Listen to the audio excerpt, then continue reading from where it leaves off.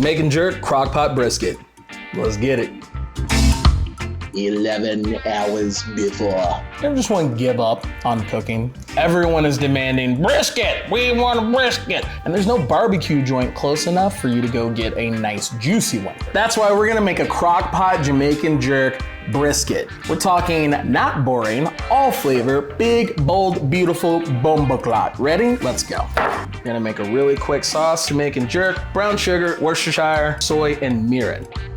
Make sure you use a low sodium soy sauce because you also don't want to just have a salt bomb. Whip all that together and then pour that in the bottom of your crock pot. Rub down that brisket and Jamaican jerk. Take some chopped up vegetables. It doesn't have to be much. Onions, shallots, carrot. Throw that in there too and then put it in there. Make sure you put the fat cap up.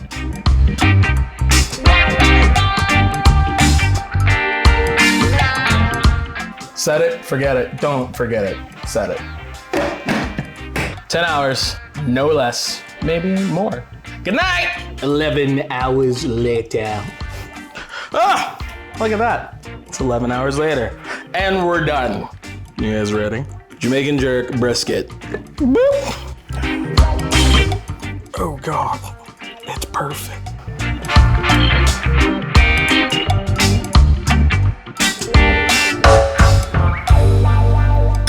Sauce is boss, let's be real.